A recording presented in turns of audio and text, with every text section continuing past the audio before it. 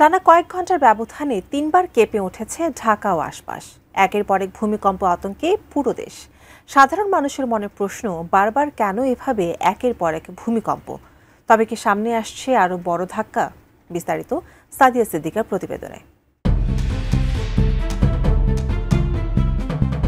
সম্প্রতি ভূমিকম্পের তীব্র ঝাঁকুনিতে ঢাকাসহ বিভিন্ন এলাকা কেঁপে ওঠার কয়েক ঘন্টার মধ্যেই আরও ৩বার ভূকম্পন অনুভূত হয়েছে।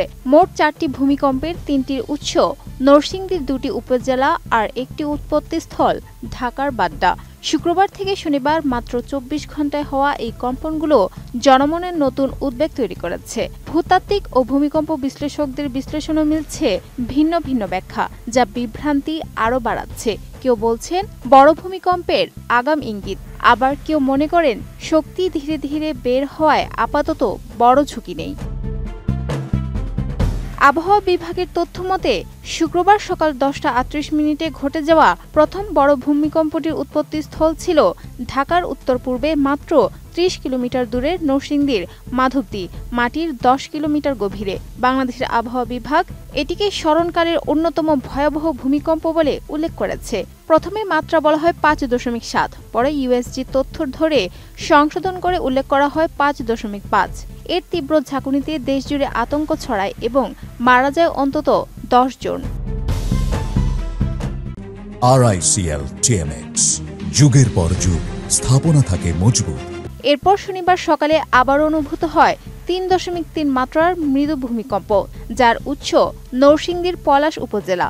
একই দিনে সন্ধ্যা 7:30টায় আরও 2টি ভূমিকম্প হয়। একটি ঢাকার বাড্ডায় মাত্রা 3.7, আরেকটি নরসিংদীতে মাত্রা 4.3। টানা 4টি ভূমিকম্পে আশঙ্কা দেখা দিয়েছে এগুলো কি বড় ধরনের আগাম বার্তা কিনা। বিশেষজ্ঞরা বলছেন বাংলাদেশে অবস্থান করছে 3টি টেকটনিক প্লেট, ইন্ডিয়ান, বার্মা ও ইউরেশিয়ান সংযোগস্থলে। আর ঢাকা বিশ্ববিদ্যালয়ের সাবেক অধ্যাপক সৈয়দ হুমায়ুন আখতার মনে করেন ভারতীয় প্লেট পূর্ব দিকে অগ্রসর হয়ে বার্মা প্লেটের নিচে ঢুকে যাওয়ায় সৃষ্ট সাবডাকশন জোনে 8.2 থেকে 9 মাত্রার শক্তি জমা আছে। শুক্রবারের ভূমিকম্প সেই শক্তির ক্ষুদ্র অংশমাত্র বের করেছে, যা বড় ভূমিকম্পের সম্ভাবনারই ইঙ্গিত দিচ্ছে।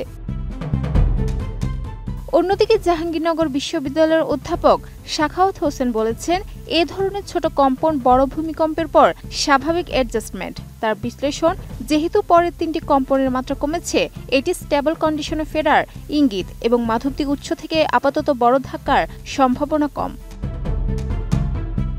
ভূতাত্ত্বিক জরিপ অধিদপ্তরের কর্মকর্তারা জানান, 5.5 মাত্রার ভূমিকম্পের 50 কিলোমিটার রেডিয়াসে 290 দিনের মধ্যে ছোট কম্পন হলে সেগুলো আফটার শক, আবার 3 বছরের মধ্যে 8 মাত্রার বড় কম্পন হলে আগেরগুলোকে বলা হবে ফোরশক। তাই এখনই নিশ্চিত সিদ্ধান্ত দেওয়া কঠিন। Sadia Siddika, ATN news.